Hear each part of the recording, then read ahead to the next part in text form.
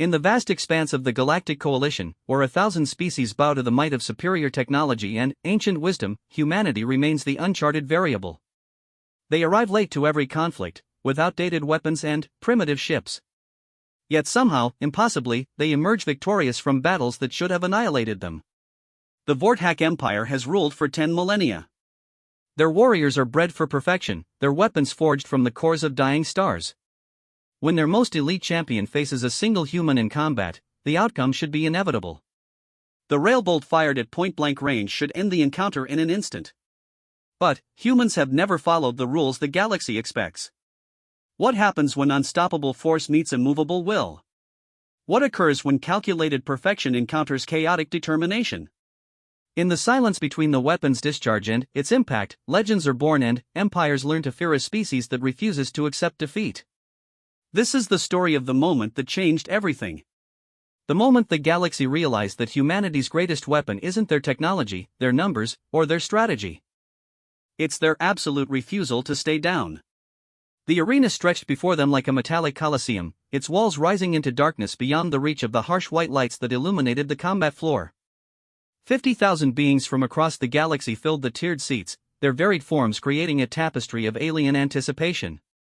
Reptilian saurians clicked their claws against armrests, insectoid Kythera buzzed with excitement, and the towering Goliaths of Nemesis Prime sat in stoic silence.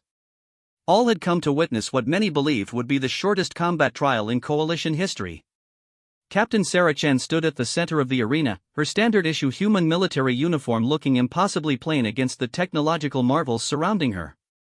No powered armor, no energy shields, no gravitational manipulators. Just Kevlar, ceramic plates, and the kind of gear that most species had abandoned centuries ago. The only weapon at her side was an ancient projectile sidearm that drew amused chittering from the crowd. Across from her, Warprime Korthax of the Vorthak Empire made final adjustments to his combat harness.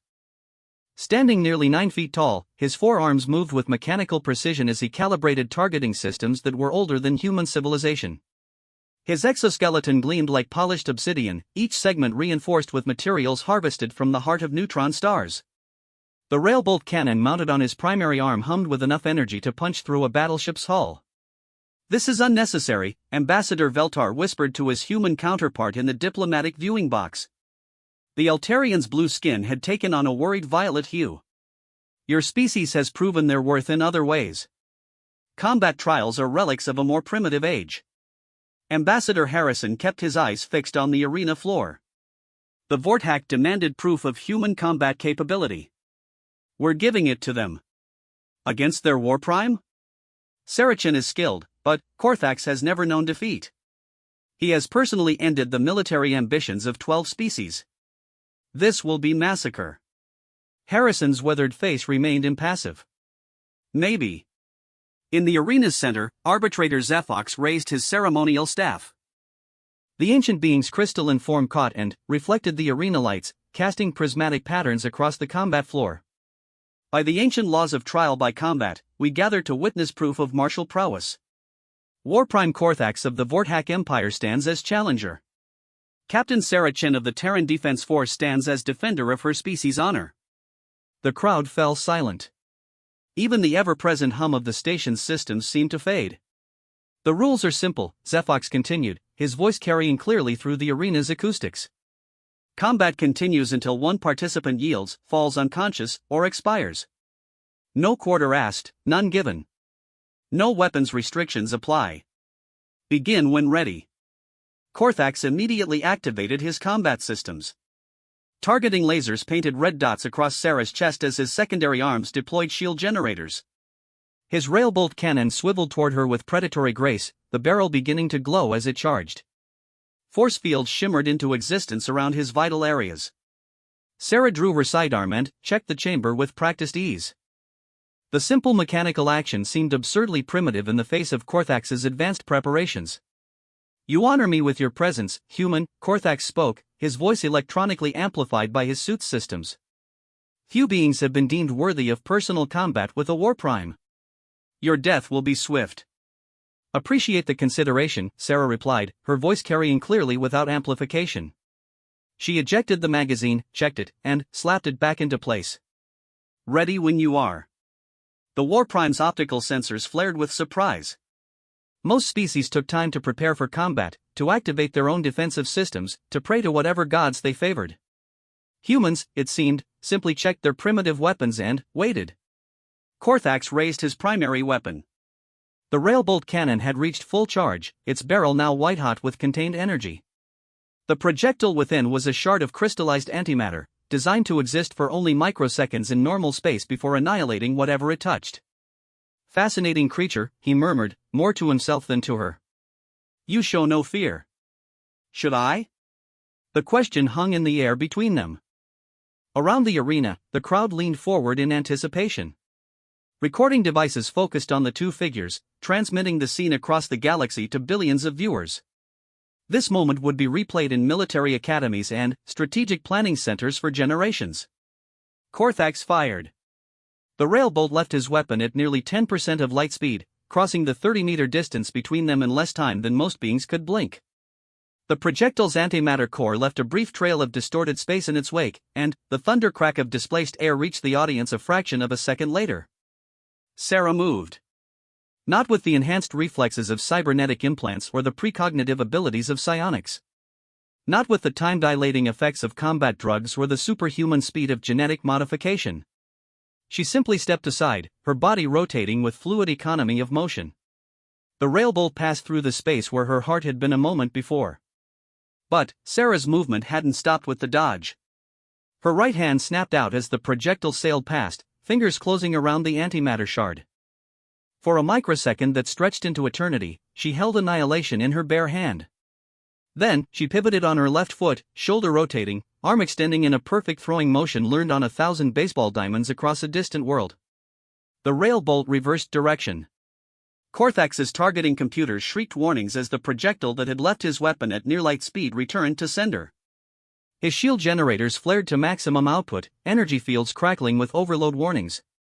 His secondary arms moved to intercept, but the antimatter shard passed through his defenses as if they weren't there. The Warprime's own weapon struck him center mass, precisely where his targeting systems had aimed at the human moments before. The explosion that followed was brief but spectacular. Antimatter meeting matter in the most fundamental reaction the universe could produce. Light brighter than a star's core filled the arena for an instant before the safety systems engaged, polarizing the air itself to protect the spectators. When the light faded, Korthax lay sprawled across the arena floor. His exoskeleton was cracked and smoking, his weapon systems dark and lifeless. He wasn't dead, the armor had absorbed most of the blast, but he wasn't moving either. Sarah stood where she had begun, her uniform unmarked, her weapon still holstered. She looked down at her right hand, flexing fingers that had just caught a projectile moving at relativistic speeds. No burns, no damage. Just the calluses of a soldier who had trained with real weapons and real gravity under a real sun. The arena remained absolutely silent. Arbitrator Zephox lowered his staff slowly, his crystalline form cycling through colors that had no names in human language. Combat concluded. Victory to Captain Sarah Chen of Terra. The silence stretched for another heartbeat. Then, the Saurians began their victory roars. The Kithiorus buzzing reached fever pitch. Even the stoic Goliaths rose to their feet in acknowledgement. 50,000 beings across 100 species gave voice to their amazement, their disbelief, their sudden and complete understanding that everything they thought they knew about warfare had just changed. In the diplomatic viewing box, Ambassador Veltar turned to his human counterpart, his skin now cycling through colors that indicated profound shock. How? Harrison smiled for the first time since the trial had begun. Physics is the same everywhere in the universe. But humans have been throwing things longer than most species have been using tools. On the arena floor, Sarah walked over to where Korthax lay groaning in his damaged armor. She knelt beside the Warprime and began checking his vital signs with the same calm efficiency she had shown throughout the combat. Medical team to the arena, she called out, her voice carrying clearly in the sudden quiet. We've got injured. The gesture was so uniquely human that it sent another ripple of amazement through the crowd. She had defeated her opponent decisively, but her first concern was his welfare. Korthax's optical sensors focused on her with difficulty. Impossible, he whispered. Antimatter cannot be touched by organic matter. The energy should have disintegrated your hand instantly. Sarah shrugged. Should have, maybe. But it didn't. How? I honestly don't know. But I've got a theory. Medical teams were already rushing onto the arena floor, their anti-grav stretchers and emergency equipment deploying with practiced efficiency. Sarah stood and backed away to give them room to work, but Korthax's optical array tracked her movement. Your theory? He asked. Maybe the universe likes underdog stories. As the medical teams worked to stabilize the Warprime, news of the impossible combat was already racing across the galactic communication networks. On a dozen worlds, military leaders called emergency sessions. In the halls of the Coalition Assembly, representatives gathered in urgent consultation. Humanity had just announced their arrival on the galactic stage not with superior technology or ancient wisdom, but with something far more dangerous, the complete refusal to accept that something was impossible. Saracen walked toward the arena exit, past the cheering crowds and the stunned dignitaries. She had work to do. A report to file. A debriefing to attend. The simple, mundane tasks of a soldier who had just redefined the possible. Behind her, Korthax was being loaded onto a medical transport, his massive form dwarfing the emergency equipment. But his optical sensors remained focused on the exit through which the human had disappeared. In 10,000 years of warfare, he had never encountered anything like what he had just witnessed. The human hadn't just defeated him, she had made his most advanced weapons look primitive by comparison. And she had done it with nothing but natural human reflexes and the absolute confidence that the impossible was just another problem to solve. As the transport carried him toward the medical bay, Warprime Korthax began to understand why the galaxy was about to change forever. 3 hours after the arena combat, the emergency session of the Galactic Coalition Military Council convened in the crystal chambers of Station Harmony. Representatives from 47 species sat in their designated environmental pods, each maintaining the specific atmospheric conditions their biology required. The air crackled with tension and the subsonic harmonics of a dozen different languages being translated simultaneously.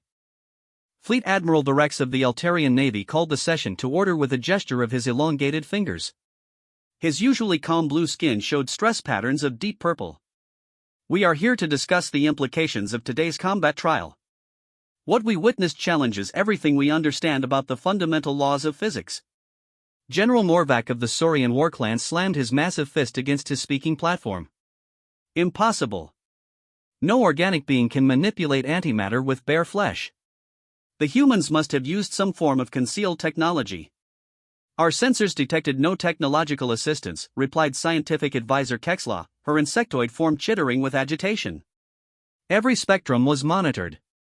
If the human had used any form of energy manipulation, gravity control, or temporal distortion, we would have detected it. Then, explain what we saw, demanded Marshal Vexthor of the crystalline hegemony. His translucent form shifted through angry reds and oranges. Antimatter annihilates organic matter on contact. This is not theory or speculation. This is universal law. Ambassador Harrison sat quietly in the human delegation pod, watching the debate with practiced patience. Beside him, Dr. Rebecca Walsh, Terra's leading theoretical physicist, made notes on her tablet with steady hands. Perhaps, suggested Counselor Ylneth of the Ethereal Collective, her voice like wine through crystal chimes, we should ask the humans to explain what occurred. All eyes turned to the human delegation. Harrison stood slowly, his movements deliberate and measured. Before I respond, I'd like Dr. Walsh to present her preliminary analysis. Dr. Walsh rose and activated the chamber's holographic display system. Complex equations filled the air above the speaking platform, three-dimensional mathematical structures that hurt to look at directly. What Captain Chen accomplished today should indeed be impossible, Dr. Walsh began, her voice steady despite addressing the most powerful military minds in the galaxy. Antimatter annihilates normal matter on contact, releasing energy according to Einstein's mass-energy equivalence equation. However, our analysis of the combat footage reveals something extraordinary. The holographic display zoomed in on the moment of contact between Sarah's hand and the Railbolt projectile. Time slowed to microseconds, showing the antimatter shard approaching her fingers. Watch carefully, Dr. Walsh instructed. At the moment of contact, we see a brief energy discharge, not annihilation, but something else entirely. The image enhanced further. A faint shimmer appeared around Sarah's hand, lasting for only nanoseconds. This energy signature doesn't match any known technology. It appears to be a quantum field effect generated by the human nervous system itself. General Morvac leaned forward in his pod. You're suggesting humans can manipulate quantum fields biologically? Not all humans, Dr. Walsh corrected. Our preliminary tests on Captain Chen show unusual neural activity patterns. Specifically, her brain appears to generate localized quantum field fluctuations under extreme stress conditions. Fleet Admiral Therex's skin shifted to deep violet. Are you telling us that humans have evolved psionics? Not psionics as we understand them, Harrison interjected. Something different. Something uniquely human. The chamber erupted in excited chatter as the implications sank in. Psionics were rare in the galaxy, found in perhaps 1 in 10,000 beings across only a handful of species. But they were well understood, their abilities catalogued and their limitations known. This was something else entirely. Scientific advisor Kexla's mandibles clicked rapidly. How many humans possess this ability? Dr. Walsh consulted her tablet. Unknown. We've only begun testing our military personnel. Initial results suggest it may be stress-activated, appearing only under life-threatening conditions. Combat evolution, whispered Counselor Wylneth. A species adapting to warfare in real time. Marshal Vexthor's crystalline form flashed through alarmed colors. If humans can manipulate quantum fields, what other laws of physics might they bend? Before anyone could respond, the chamber's communication systems activated with an urgent priority signal. The face of Station Commander Zoreth appeared on the main display, his reptilian features showing clear distress. Emergency report for the Council, Commander Zoreth announced. We have a situation developing in the Outer Rim. The Vorthak Empire has issued a fleet mobilization order. Fleet Admiral Therex stood immediately. Details, Commander. Warprime Korthax has reportedly sent a message to the Vorthak High Command claiming that humans represent an existential threat to galactic order. He's demanding immediate military action. The chamber fell silent. The Vorthak Empire commanded the largest military force in the galaxy, their fleets capable of reducing entire star systems to cosmic dust. How long until their forces reach coalition space? Asked Harrison. 6 standard days, assuming maximum fleet speed, Commander Zoreth replied. Admiral, we're detecting mobilization across 17 Vorthak systems. This isn't a probe or demonstration. They're preparing for total war. General Morvac's claws extended involuntarily. The Vorthak haven't launched full-scale military operations in 3 centuries. What could have motivated such an extreme response? Harrison exchanged a glance with Dr. Walsh. Fear, he said simply. Explain, demanded Marshal Vexthor. Dr. Walsh reactivated the holographic display. According to our analysis, what Captain Chen demonstrated today was just the beginning. If humans can manipulate quantum fields under stress, and if this ability can be trained or enhanced. She didn't need to finish the sentence. Every being in the chamber understood the implications. A species that can ignore the fundamental laws of physics, Fleet Admiral Therex said slowly, represents a threat to every established power in the galaxy. Not just established powers, corrected Counselor Wylneth. Every species that has spent millennia developing technology based on those laws. If humans can simply will physics to behave differently. Ambassador Harrison raised his hand for silence. With respect, counselors, you're getting ahead of yourselves. We don't know the extent or limitations of this ability. We don't even know how many humans possess it. But, the Vorthak don't know that, General Morvac pointed out. From their perspective, they just watched their most elite warrior defeated by a primitive being using impossible abilities. Scientific advisor Kexla's chittering intensified. The combat was broadcast across the galaxy. Every species saw what happened. Fear will spread faster than any fleet. Which gives us an opportunity, Harrison said quietly.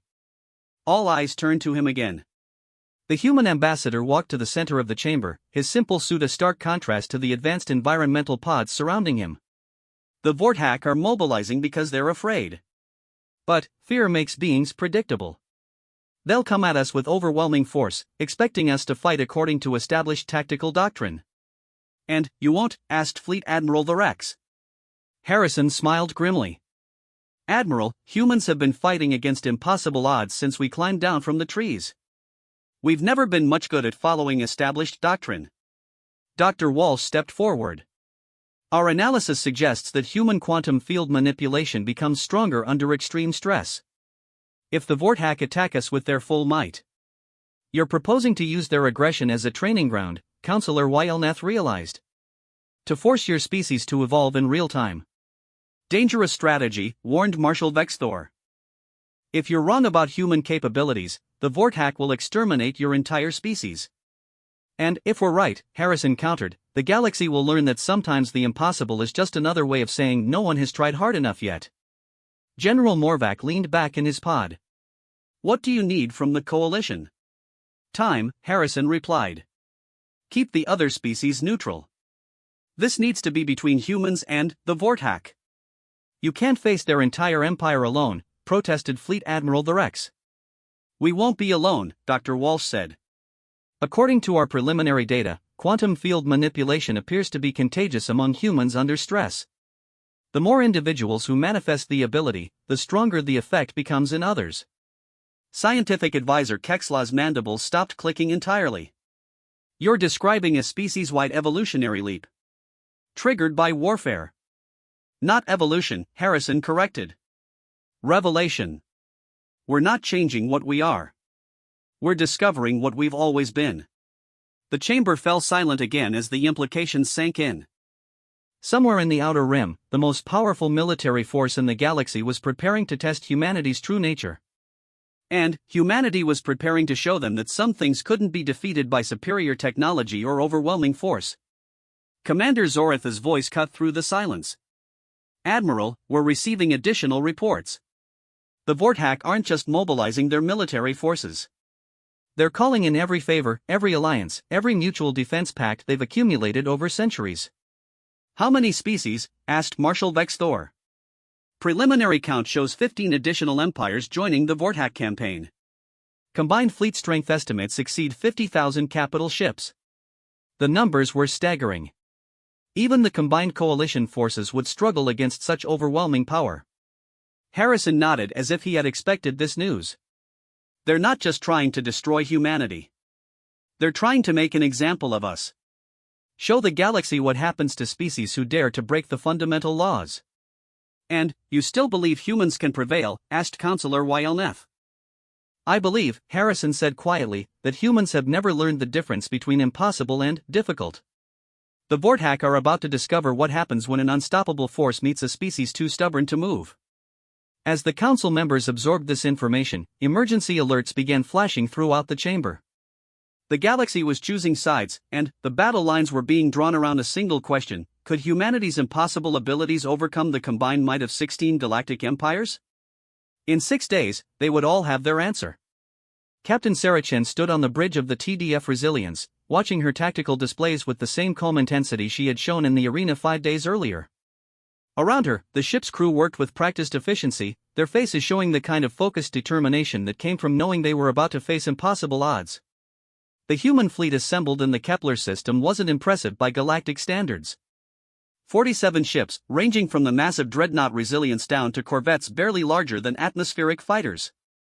No energy shields powered by dying stars, no weapons that could crack planets, no technology that defied the fundamental laws of physics. Just human engineering, human determination, and whatever impossible abilities they might discover in the crucible of combat. Admiral Harrison on Priority Channel announced Communications Officer Torres, her voice steady despite the circumstances. The main display activated, showing Ambassador Harrison's face from his command position aboard the Coalition observation station. Behind him, Sarah could see representatives from dozens of species watching the human fleet with expressions ranging from curiosity to grave concern. Captain Chen, final status report before the Vorthack arrive? All ships report ready, Admiral. Engineering crews have completed the modifications to our hull plating according to Dr. Walsh's specifications. Weapons are charged and targeting systems are online. And the crew? Sarah glanced around the bridge.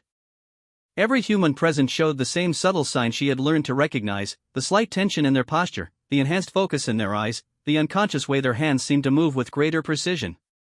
The stress of impending combat was awakening something in all of them. We're ready, sir. Harrison nodded. Captain, I need you to understand something. The galaxy is watching. Every species, every government, every military leader in known space has their sensors trained on this system. What happens here will determine humanity's place in the galactic community for centuries to come. Understood, Admiral. The Vortak fleet will be here within the hour. 53,000 ships, supported by ground forces, orbital bombardment platforms, and weapons that have never known defeat. They're not coming to negotiate. Commander Martinez, the ship's tactical officer, looked up from his displays. Admiral, our intelligence reports suggest they're planning to make an example of us. Complete extermination, followed by a demonstration to other species about the consequences of developing unauthorized capabilities. That's correct, Harrison confirmed. Captain Chen, you and your crew have performed miracles before. But this isn't a single combat between individuals. This is warfare on a scale that could reshape the galaxy. Sarah stepped closer to the display. Admiral, what aren't you telling me? Harrison was quiet for a moment, his weathered face showing the weight of command. Dr. Walsh's latest analysis suggests that human quantum field manipulation becomes exponentially stronger during life or death situations. But there's something else. Something we discovered in the last few hours. The display split, showing Dr. Walsh's face alongside Harrison's. The physicist looked exhausted but excited, her eyes bright with the kind of discovery that changed everything. Captain, Dr. Walsh began, we've been analyzing the energy readings from your arena combat. The quantum field effect you generated wasn't isolated to your immediate area. We detected resonance patterns throughout the entire station. Meaning? Meaning that when you caught that railbolt, you didn't just protect yourself. You created a quantum field disturbance that affected every human within a 50-kilometer radius. For 17 nanoseconds, the laws of physics became flexible in your vicinity. Commander Martinez leaned forward. Doctor, are you saying that Captain Chen's ability can affect other humans? Not just affect. Amplify. The more humans who manifest these abilities simultaneously, the stronger the effect becomes for everyone. It's like a resonance cascade, but, instead of destroying things, it enhances human capabilities. Sarah felt a chill run down her spine. How enhanced? Dr. Walsh consulted her notes. We don't know the upper limits. Theoretical models suggest that with enough humans generating quantum field effects simultaneously, the localized alterations to physics could become significant. Define significant, Sarah said. Potentially significant enough to change the outcome of battles that should be mathematically impossible to win. The bridge fell silent except for the steady hum of ship systems. Outside the viewports, the rest of the human fleet hung in space like ancient sea vessels facing a hurricane. Harrison's voice broke the silence. Captain, there's something else you need to know. 3 hours ago, we received a message from the Vortak War Supreme Gothrak himself. The display changed to show a recording. The being on screen was massive even by Vortak standards, his 4 arms encased in battle armor that looked like it had been forged in the heart of a star. When he spoke, his voice carried the weight of absolute authority. To the humans who dare to violate the natural order, War Supreme Gothrak began, you have demonstrated abilities that threaten the stability of galactic civilization. Your species represents a chaotic variable that cannot be tolerated. We come not as conquerors, but as instruments of cosmic necessity. Your extinction will serve as a lesson to any other species who might seek to transcend their natural limitations. The recording ended. Harrison's face returned to the display. They're not just afraid of us, Sarah realized. They're terrified. An empire that's ruled for 10,000 years doesn't mobilize their entire military unless they believe their existence is threatened. Exactly. Which means they'll throw everything they have at us. No holding back, no tactical restraint. They mean to erase humanity from the galaxy permanently. Commander Martinez checked his tactical displays. Captain, I'm detecting gravitational anomalies at the system's edge. The Vortak fleet is beginning to drop out of hyperspace. Sarah moved to the command chair, her movements fluid and precise. All stations, report readiness. Engineering reports all systems optimal, called Engineer Kim from her station. Weapons charged and ready, announced Gunner Patel. Navigation confirms all ships in formation, added Navigator Johnson. Communications standing by, finished Torres. Sarah activated the fleet-wide channel. All ships, this is Captain Chen aboard Resilience. In approximately 15 minutes, we're going to face the largest military force ever assembled. They outnumber us more than 1,000 to 1. They have weapons that can shatter moons and shields that can deflect stellar radiation. She paused, looking around the bridge at her crew. Every human face showed the same expression, not fear, but determination. The kind of stubborn refusal to accept defeat that had carried their species from caves to starships. They expect us to fight according to established tactics. They expect our weapons to perform within known parameters. They expect the laws of physics to behave the way they always have. Another pause. Outside, the first Vortex scouts were becoming visible on the long-range sensors, sleek, deadly shapes designed for one purpose. They're about to learn that humans have never been much good at meeting expectations. All ships, maintain formation and prepare for combat. Remember, the galaxy is watching. Let's show them what humans do when someone tells us something is impossible. The acknowledgements came back from across the fleet. 47 ships, crewed by beings who had grown up on a world where survival meant adapting to impossible circumstances. Commander Martinez looked up from his sensors. Captain, the main Vortex fleet is entering the system. Initial count shows, dear God. What is it, Commander? 53,417 capital ships. 723 orbital bombardment platforms. Approximately 2 million fighter craft. Sarah nodded as if these numbers were perfectly reasonable. Time to engagement? 12 minutes at current approach speed. Very well. Dr. Walsh, are you monitoring our quantum field readings? Affirmative, Captain. I'm detecting baseline fluctuations across your entire crew. The effect is already beginning. Sarah could feel it herself, a subtle change in her perception, as if the universe was becoming more responsive to her will. Her hands moved with enhanced precision, her thoughts processed information faster, and the tactical situation seemed clearer than it should be. Around the bridge, her crew was experiencing the same transformation. Their movements became more fluid, their responses faster, their coordination almost telepathic. All ships report similar effects, Torres announced. Crews across the fleet are showing enhanced performance characteristics. The resonance effect is building, Dr. Walsh confirmed from the observation station. As more humans enter combat stress conditions, the quantum field distortions are amplifying. Sarah activated the external cameras, displaying the approaching Vortex fleet on the main screen.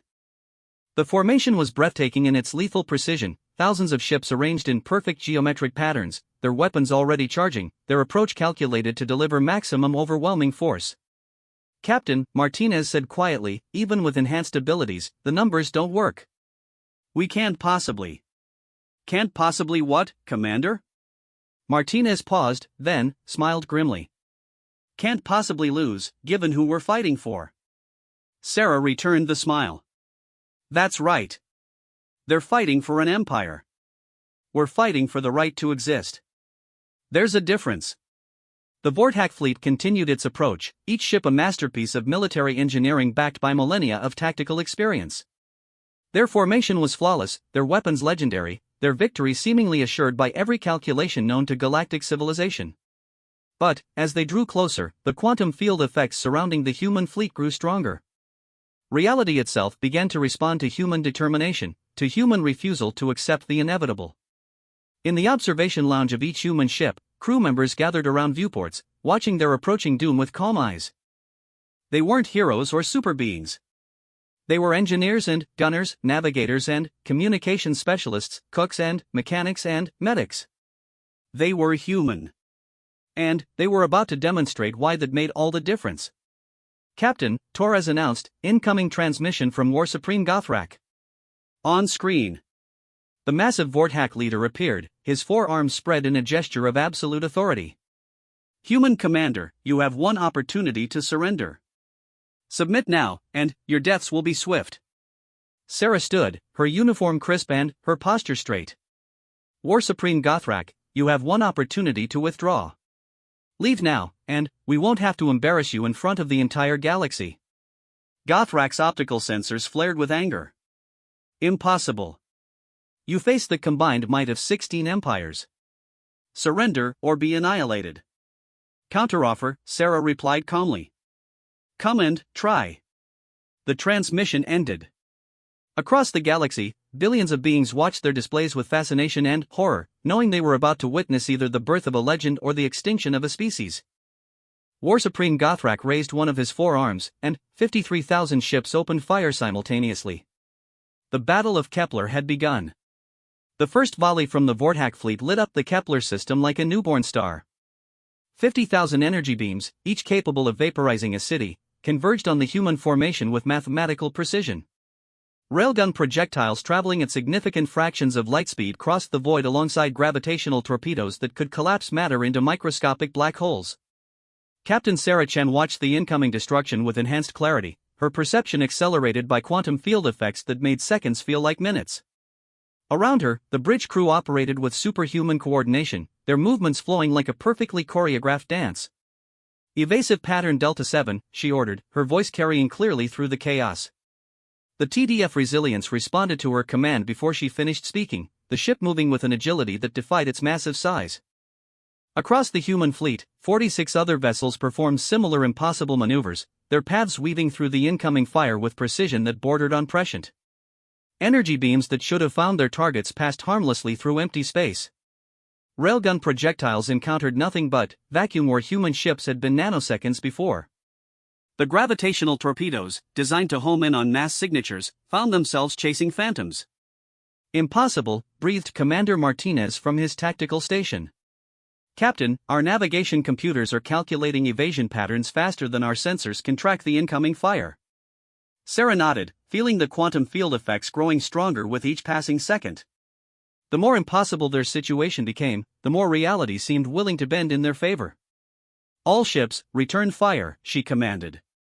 The human fleet opened fire with weapons that looked primitive by galactic standards.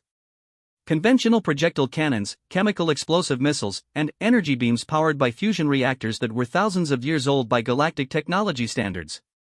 But, as the human weapons fired, something extraordinary happened. The projectiles leaving their cannons began to accelerate beyond their initial velocities.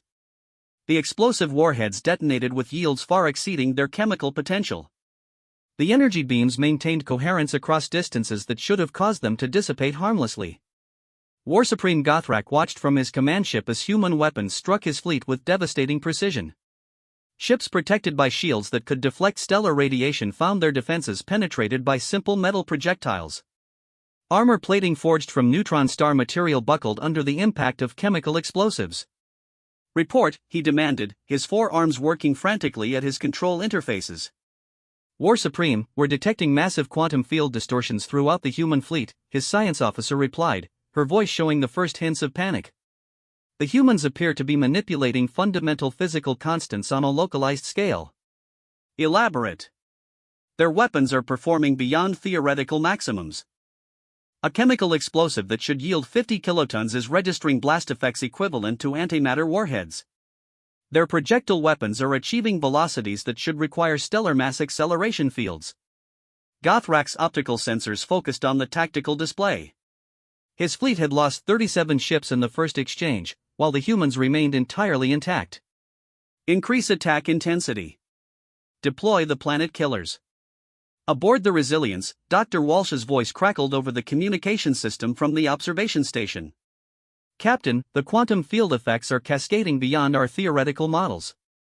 Every human in your fleet is generating reality distortions that are reinforcing each other exponentially. Sarah ducked as her ship shuddered under the impact of a gravitational torpedo that had managed to find its mark. The weapon detonated against their hull, creating a localized spacetime distortion that should have torn the ship apart. Instead, the Resilience's hull plating seemed to absorb the gravitational waves, converting them into harmless energy that dissipated into space. Captain, Engineer Kim called from her station, that hit should have destroyed us. Our hull isn't designed to withstand gravitational shearing forces. Apparently it is now, Sarah replied, studying her tactical displays. The Vortak fleet was reforming, bringing their largest vessels forward. Ships the size of small moons, carrying weapons that could sterilize entire planets. All ships, new formation Delta 9. We're going in close. Commander Martinez looked up in alarm. Captain, close engagement with Vortak dreadnoughts is tactical suicide. Their point defense systems alone will be useless if we're moving too fast for their targeting computers to track, Sarah finished. She was right. As the human fleet accelerated toward the enemy formation, their ships began moving with velocities that exceeded their engine capabilities. The quantum field effects were directly enhancing their propulsion systems, allowing maneuvers that would have liquefied normal crews through excessive g-forces. But human crews weren't normal anymore. The combination of stress and quantum field manipulation had enhanced their physical resilience along with their reflexes. They could survive accelerations that would kill most galactic species. The human fleet swept through the Vortac formation like arrows through paper. Their weapons fired continuously, each shot finding targets with impossible accuracy. Vortac ships that had dominated battlefields for millennia found themselves outmaneuvered by vessels they should have been able to destroy with casual ease. War Supreme Gothrak watched in growing horror as his tactical displays showed the impossible. Human ships were moving through his formations at will, their weapons cutting through his most advanced defenses, their maneuvers defying every law of physics he understood. Science Officer, Analysis. War Supreme, the humans appear to have weaponized quantum uncertainty itself. They're not just bending physical laws, they're selectively choosing which version of reality they prefer. That's impossible. Yes, sir. But they're doing it anyway. On the bridge of the resilience, Sarah felt the quantum effects reaching new levels of intensity. Her perception of the battle had accelerated to the point where she could see individual energy beams crawling through space like tracers. Her crew moved with perfect synchronization, their enhanced abilities allowing them to coordinate actions without verbal communication. Captain, Torres announced, I'm receiving surrender requests from 17 Vortac vessels. Sarah blinked in surprise. Surrender requests? Yes, ma'am. They're requesting permission to withdraw from the engagement. Through the enhanced clarity of quantum-accelerated thought, Sarah realized what was happening. The Vortac had built their empire on the assumption that superior technology would always triumph. They had never faced an enemy that could simply ignore the fundamental principles their tactics depended on. Deny the surrender requests, she ordered. But offer them safe passage if they withdraw immediately. Captain? Martinez questioned.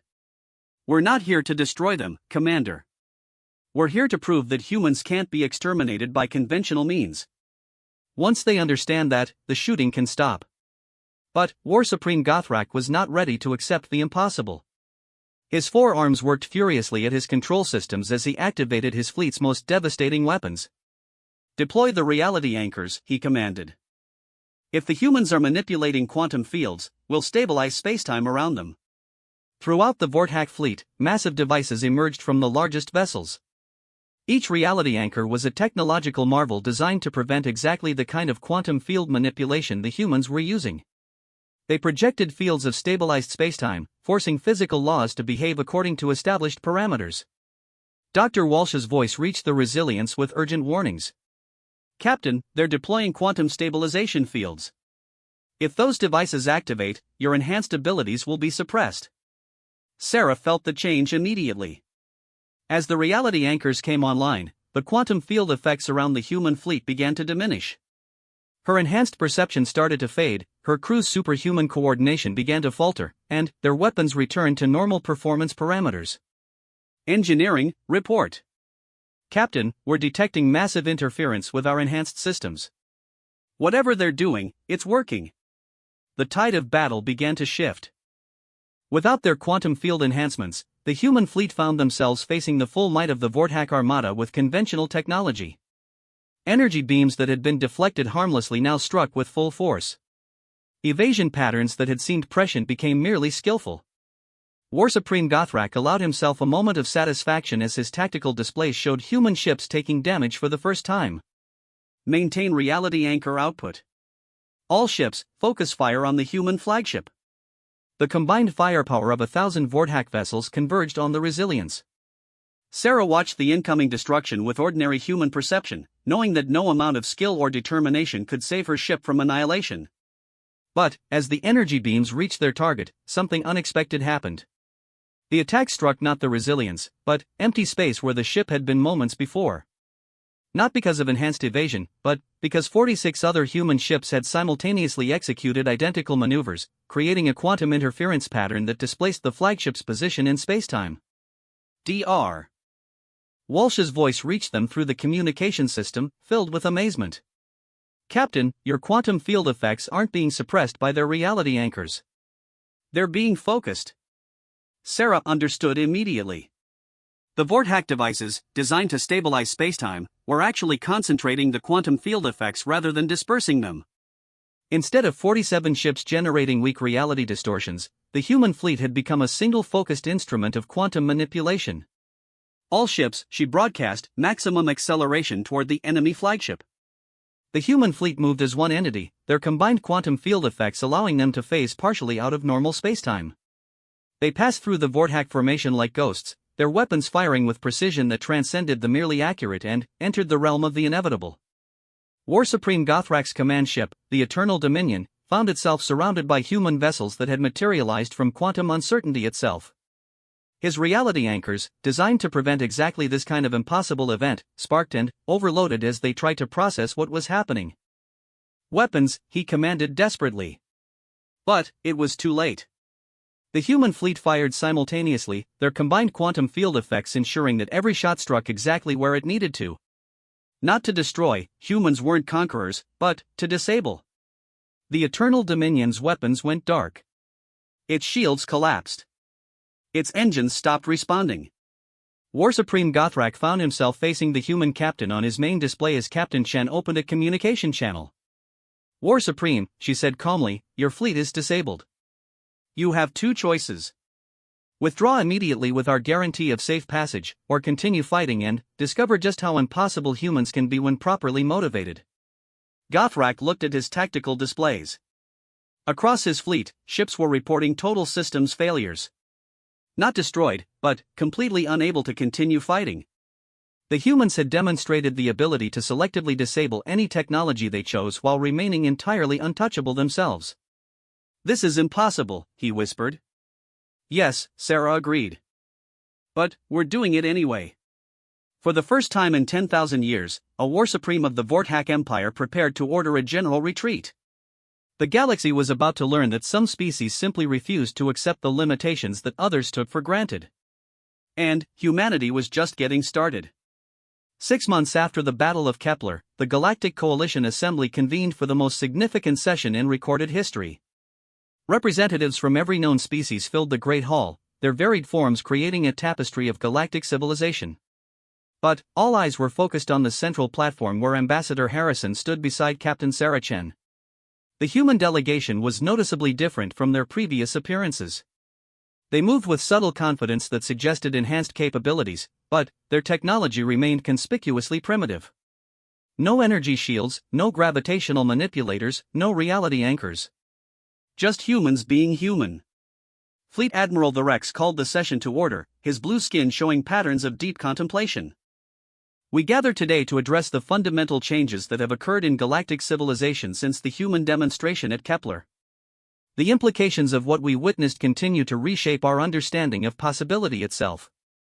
War Supreme Gothrak rose from the Vorthack delegation pod, his forearms moving with careful precision. The massive being who had once commanded the largest military force in the galaxy now spoke with the voice of someone who had learned humility the hard way. Honored representatives, he began, I stand before you to formally acknowledge what the Vorthack Empire has learned through direct experience. The species known as humans possesses capabilities that transcend our understanding of physical law. They have demonstrated that what we consider impossible may simply be a failure of imagination. A ripple of amazement passed through the assembly. For a Vorthack War Supreme to acknowledge the superiority of another species was unprecedented. Moreover, Gothrak continued, their behavior during and after the battle demonstrated qualities that shame our previous assumptions. When they achieved total victory, they chose mercy over destruction. When they could have demanded tribute, they offered trade partnerships. When they could have established dominion, they proposed cooperation.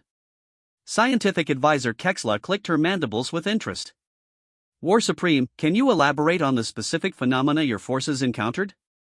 Gothrak activated the Assembly's holographic display system, showing detailed recordings from the battle. Watch carefully. Here, we see human vessels moving through spacetime in ways that should be impossible. They're not just traveling faster than their engines allow, they're selectively choosing which version of physics applies to them. The display showed human ships phasing through solid matter, weapons that struck targets around corners, and evasive maneuvers that violated conservation of momentum. Our analysis suggests, Gothrak continued, that humans have weaponized quantum uncertainty itself. They exist in a state of superposition, able to collapse probability waves in their favor through sheer force of will. Dr. Walsh stepped forward from the human delegation. With respect, War Supreme, that's not quite accurate. All attention turned to the human scientist. What we've discovered is that human consciousness appears to have evolved a unique relationship with quantum mechanics. Under extreme stress, our neural patterns generate localized reality distortions. But, it's not magic or some supernatural ability. Elaborate, requested Counselor Y.L. Neff of the Ethereal Collective. Quantum mechanics tells us that observation affects reality at the subatomic level. Human consciousness, when properly motivated, seems capable of conducting those observations on a macroscopic scale. We're not breaking physical laws, we're choosing which laws apply in our immediate vicinity. General Morvac of the Saurian war clans leaned forward in his pod. Dr. Walsh, are you saying that all humans possess this ability? Not initially. But, our studies show that the capability can be awakened through training and proper conditioning. More importantly, it appears to be contagious. The more humans who manifest these abilities, the stronger the effect becomes for everyone. Marshal Vexthor's crystalline form shifted through concerned colors. What are the implications for galactic security if an entire species develops reality manipulation capabilities? Ambassador Harrison stepped to the speaking platform. Marshal, that's exactly why we're here today. Humanity has no interest in galactic domination. We've seen what happens when species use superior abilities to suppress others, and we reject that path entirely.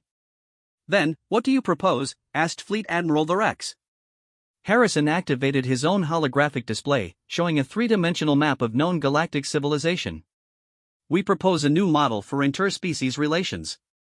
Not based on technological superiority or military dominance, but on mutual cooperation and shared growth. The map shifted, highlighting trade routes, research stations, and collaborative development projects. Over the past 6 months, humanity has been working with 17 species to establish joint research initiatives. We're sharing our understanding of quantum consciousness manipulation in exchange for advanced knowledge in fields where other species excel. Scientific advisor Kexla's chittering intensified with excitement. You're proposing technology transfer on an unprecedented scale. More than that, Dr. Walsh added. We're proposing consciousness transfer. Our research suggests that the quantum field effects humans generate can enhance the natural abilities of other species. Not grant them human capabilities, but amplify what they already possess. The assembly erupted in excited discussions as the implications became clear. Species that had reached technological plateaus could potentially break through their limitations through cooperation with humans. Captain Chen spoke for the first time since the session began. 6 months ago, the galaxy saw humanity catch an antimatter railbolt with bare hands. Today, I'd like to show you what we've accomplished through cooperation. She nodded to the back of the assembly hall, where a mixed group of beings entered. Humans stood alongside Altarians, Saurians, Kythera, and members of a dozen other species. But there was something different about all of them, a subtle enhancement in their movements, a clarity in their expressions that suggested expanded capabilities.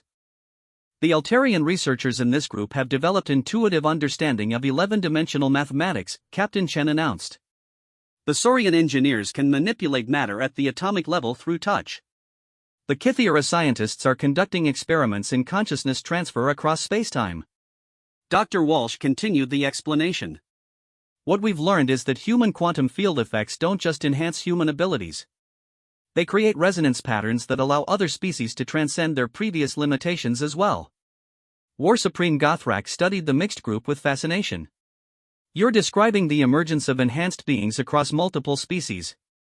The implications for military applications alone are exactly what we're trying to avoid, Harrison interrupted firmly.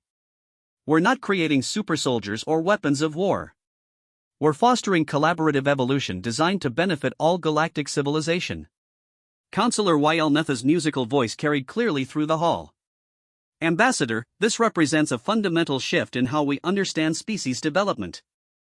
If humans can facilitate enhancement in others, what prevents this from becoming a form of subtle dominance?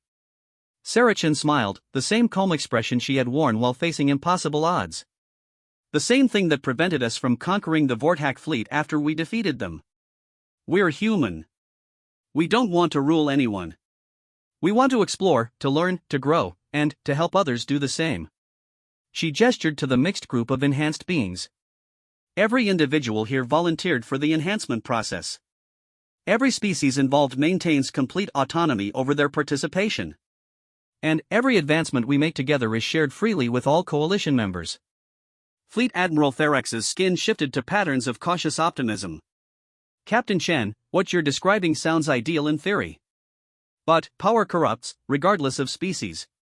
How can the galaxy be certain that humanity won't eventually use these capabilities for domination?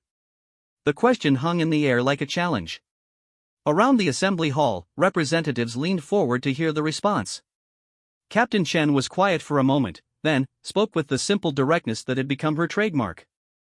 Admiral, humans have been fighting against impossible odds since we evolved. We've survived ice ages, plagues, wars, and 1,000 other catastrophes. We learned very early that survival isn't about being the strongest or the most advanced.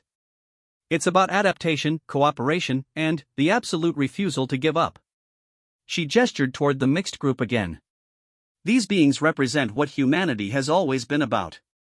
Not conquest, but collaboration. Not domination, but determination to make things better for everyone. War Supreme Gothrak rose from his delegation pod. Representatives of the galaxy, I have seen what happens when humans are threatened with extinction. They become impossible to defeat. But I have also seen what happens when they're offered cooperation.